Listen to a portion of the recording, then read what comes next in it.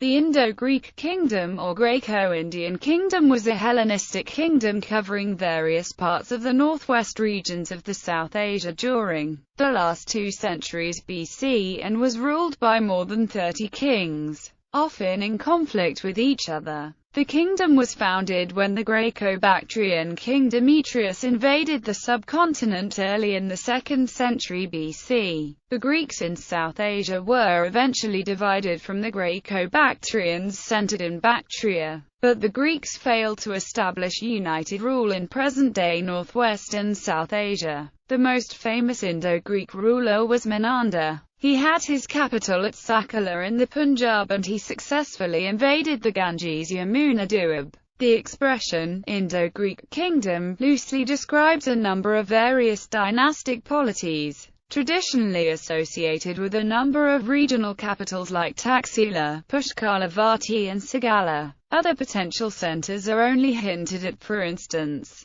Ptolemy's Geographia and the nomenclature of later kings suggest that a certain Theophila in the south of the Indo-Greek sphere of influence may also have been a satrapal or royal seat at one time. During the 2 centuries of their rule, the Indo-Greek kings combined the Greek and Indo-Iranian languages and symbols, as seen on their coins, and blended Hindu, Buddhist and ancient Greek religious practices, as seen in the archaeological remains of their cities and in the indications of their support of Buddhism, pointing to a rich fusion of Indian and Hellenistic influences. The diffusion of Indo-Greek culture had consequences which are still felt today, particularly through the influence of Greco-Buddhist art. The Indo-Greeks ultimately disappeared as a political entity around 10 AD following the invasions of the Indo-Scythians. Although pockets of Greek populations probably remained for several centuries longer under the subsequent rule of the Indo-Parthians and Kushans.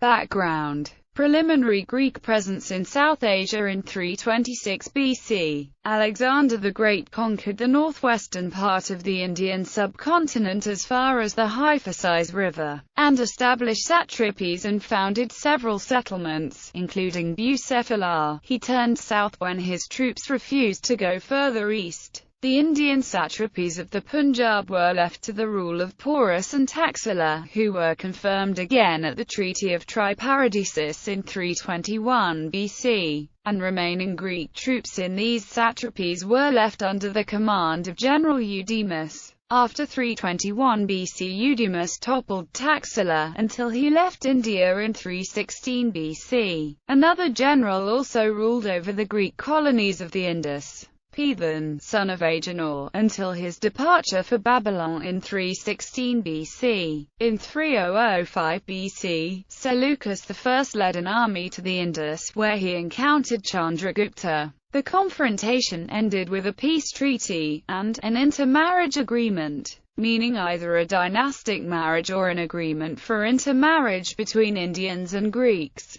Accordingly, Seleucus ceded to Chandragupta his northwestern territories, possibly as far as Arachosia, and received 500 war elephants. The Indians occupy in part some of the countries situated along the Indus, which formerly belonged to the Persians. Alexander deprived the Ariani of them, and established their settlements of his own. But Seleucus Nicator gave them to Sandrocotus in consequence of a marriage contract, and received in return 500 elephants. Strabo 15.2.1. Also several Greeks, such as the historian Megasthenes, followed by Demachus and Dionysius, were sent to reside at the Mauryan court. Presents continued to be exchanged between the two rulers. The intensity of these contacts is testified by the existence of a dedicated Mauryan State Department for Greek and Persian foreigners, or the remains of Hellenistic pottery that can be found throughout northern India. On these occasions, Greek populations apparently remained in the northwest of the Indian subcontinent under Mauryan rule. Chandragupta's grandson Ashoka, who had converted to the Buddhist faith, declared in the Edicts of Ashoka, set in stone, some of them written in Greek, that Greek populations within his realm also had converted to Buddhism. Here in the king's domain among the Greeks, the Kambojas, the Nabakas, the Nabapamkits, the Bojas, the Pitanikas, the Andrus and the Palladis. Everywhere people are following beloved of the gods' instructions in Dharma. Rock Edict NB 13. In his edicts, Ashoka mentions that he had sent Buddhist emissaries to Greek rulers as far as the Mediterranean, and that he developed herbal medicine in their territories, for the welfare of humans and animals.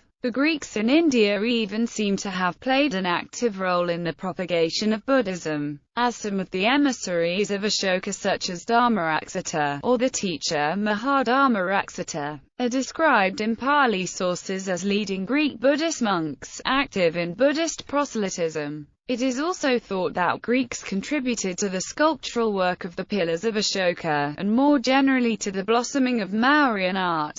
Again in 206 BC, the Seleucid emperor Antiochus led an army to the Kabul Valley, where he received war elephants and presents from the local king Sophagosinus. He crossed the Caucasus and descended into India, renewed his friendship with Sophagosinus, the king of the Indians, received more elephants, until he had 150 altogether, and having once more provisioned his troops, set out again personally with his army, leaving Androsthenes of Cyzicus the duty of taking home the treasure which this king had agreed to hand over to him, one that is the Caucasus Indicus or Peloponnesus. Mod. Hindu Kush. Polybius, Histories 11.39 Greek rule in Bactria. Alexander had also established several colonies in neighboring Bactria, such as Alexandria on the Oxus and Alexandria of the Caucasus. After Alexander's death in 323 BC, Bactria came under the control of Seleucus I Nicator, who founded the Seleucid Empire.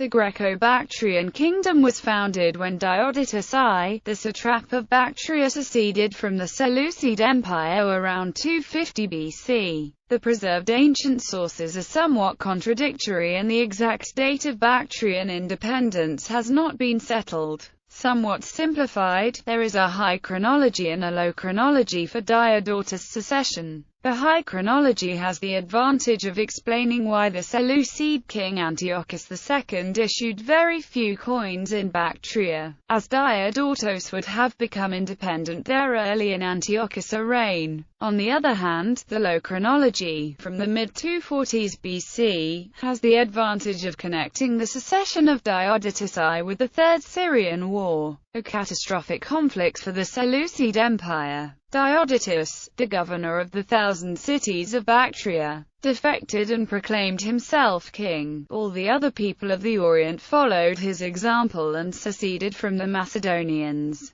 The new kingdom, highly urbanized and considered as one of the richest of the Orient, was to further grow in power and engage into territorial expansion to the east and the west. The Greeks who caused Bactria to revolt grew so powerful on account of the fertility of the country that they became masters, not only of Ariana, but also of India, as Apollodorus of Artemita says, and more tribes were subdued by them than by Alexander. Their cities were Bactra, and Darasar, and several others. Among these was Eucratidia, which was named after its ruler. When the ruler of neighboring Parthia, the former satrap and self-proclaimed king Andragoras, was eliminated by Arsaces, the rise of the Parthian Empire cut off the Greco-Bactrians from direct contact with the Greek world. Overland trade continued at a reduced rate, while sea trade between Greek Egypt and Bactria developed. Diodotus was succeeded by his son Diodotus II, who allied himself with the Parthian Arsaces in his fight against Seleucus II. Soon after, relieved by the death of Diodotus, Arsaces made peace and concluded an alliance with his son, also by the name of Diodotus. Sometime later he fought against Seleucus, who came to punish the rebels, and he prevailed. The Parthians celebrated this day as the one that marked the beginning of their freedom. Euthydemus, a Magnesian Greek according to Polybius and possibly satrap of Sogdiana, overthrew Diodotus II around 230 BC and started his own dynasty. Euthydemus's control extended to Sogdiana, going beyond the city of Alexandria Esket founded by Alexander the Great in Fergana, and they also held Sogdiana, situated above Bactriana towards the east between the Oxus River, which forms the boundary between the Bactrians and the Sogdians, and the Iaxartes River, and the Iaxartes forms also the boundary between the Sogdians and the Nomads. Strabosci 11.2 Euthydemus was attacked by the Seleucid ruler Antiochus III around 210 BC. Although he commanded 10,000 horsemen, Euthydemus initially lost a battle on the Arius and had to retreat. He then successfully resisted a 3-year siege in the fortified city of Bactra, before Antiochus finally decided to recognize the new ruler, and to offer one of his daughters to Euthydemus's son Demetrius around 206 BC. Classical accounts also relate that Euthydemus negotiated peace with Antiochus III by suggesting that he deserved credit for overthrowing the original rebel Diodotus, and that he was protecting Central Asia from nomadic invasions thanks to his defensive efforts. For if he did not yield to this demand, neither of them would be safe, seeing that great hordes of nomads were close at hand, who were a danger to both, and that if they admitted them into the country, it would certainly be utterly barbarized. Following the departure of the Seleucid army, the Bactrian kingdom seems to have expanded. In the west, areas in northeastern Iran may have been absorbed, possibly as far as into Parthia, whose ruler had been defeated by Antiochus the Great. These territories possibly are identical with the Bactrian satrapies of Tapuria and Traxiana. To the north, Euthydemus also ruled Sogdiana and Fergana, and there are indications that from Alexandria Esket the Greco-Bactrians may have led expeditions as far as Kashgar and Urumqi in Chinese Turkestan, leading to the first known contacts between China and the West around 220 BC. The Greek historian Strabo too writes that they extended their empire even as far as the Seas and the Phryne. Several statuettes and representations of Greek soldiers have been found north of the Tian Shan, on the doorstep to China, and are today on display in the Xinjiang Museum at Urumqi. Greek influences on Chinese art have also been suggested. Designs with rosette flowers, geometric lines, and glass inlays, suggestive of Hellenistic influences, can be found on some early Han Dynasty bronze mirrors. Numismatics also suggest that some technology exchanges may have occurred on these occasions. The Greco-Bactrians were the first in the world to issue cupro-nickel coins, an alloy technology only known by the Chinese at the time under the name of white copper. The practice of exporting Chinese metals, in particular iron, for trade is attested around that period. Kings Euthydemus II, Agathocles and Pantaleon made these coin issues around 170 BC, and it has alternatively been suggested that a nickeliferous copper ore was the source. From mines at Anarak, copper-nickel would not be used again in coinage until the 19th century. The presence of Chinese people in the Indian subcontinent from ancient times is also suggested by the accounts of the Chinas in the Mahabharata and the Manusmriti. The Han Dynasty explorer and ambassador Zhang Qian visited Bactria in 126 BC, and reported the presence of Chinese products in the Bactrian markets. When I was in Bactria, Zhang Qian reported, I saw bamboo canes from Keong and cloth made in the province of Shu. When I asked the people how they had gotten such articles, they replied, our merchants go buy them in the markets of Chengdu. Upon his return, Zhang Qian informed the Chinese Emperor Hanwudi of the level of sophistication of the urban civilizations of Fergana, Bactria and Parthia, who became interested in developing commercial relationship with them. The Son of Heaven on hearing all this reasoned thus: Fergana and the possessions of Bactria and Parthia are large countries, full of rare things. with a population living in fixed abodes and given to occupations somewhat identical with those of the Chinese people, and placing great value on the rich produce of China. A number of Chinese envoys were then sent to Central Asia, triggering the development of the Silk Road from the end of the 2nd century BC. The Indian Emperor Chandragupta, founder of the Mauryan dynasty, had reconquered northwestern India upon the death of Alexander the Great around 322 BC. However, contacts were kept with his Greek neighbors in the Seleucid Empire. A dynastic alliance or the recognition of intermarriage between Greeks and Indians were established, and several Greeks, such as the historian Megasthenes, resided at the Mauryan court. Subsequently, each Mauryan emperor had a Greek ambassador at his court.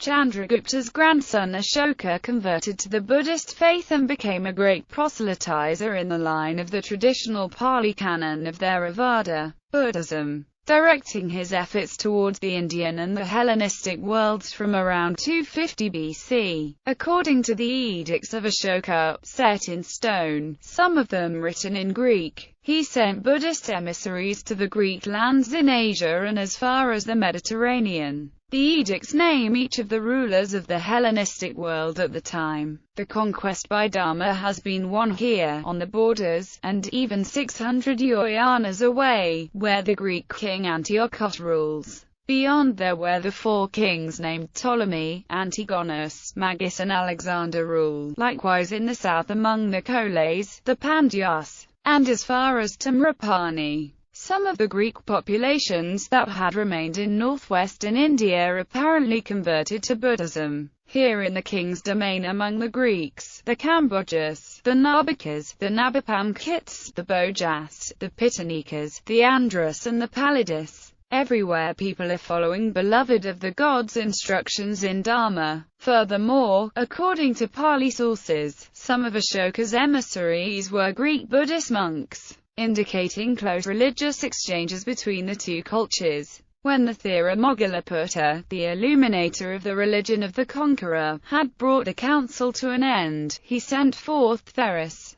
one here and one there. And to Aparantaka he sent the Greek named Dhammarakita, and the Thera-Maharakita he sent into the country of the Yona. Greco-Bactrians probably received these Buddhist emissaries and somehow tolerated the Buddhist faith, although little proof remains. In the 2nd century AD, the Christian dogmatist Clement of Alexandria recognized the existence of Buddhist Sramanas among the Bactrians, and even their influence on Greek thought.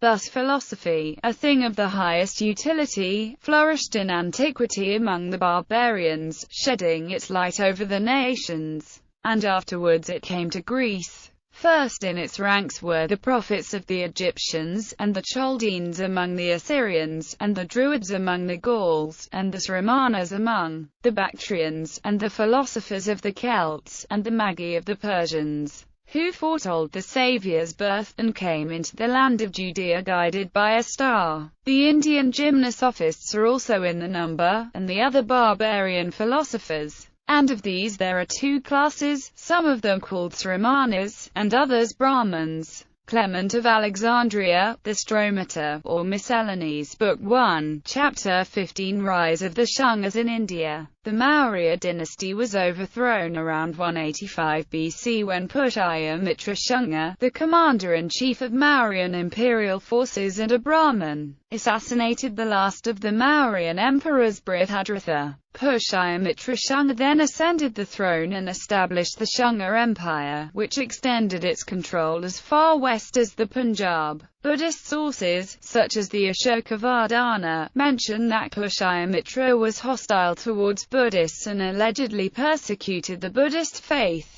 A large number of Buddhist monasteries were allegedly converted to Hindu temples, in such places as Nalanda, Bodh Gaya, Sarnath or Mathura, while it is established by secular sources that Hinduism and Buddhism were in competition during this time, with the Shungas preferring the former to the latter. Historians such as Etienne Lamotte and Romy Thapa argue that Buddhist accounts of persecution of Buddhists by Shungas are largely exaggerated.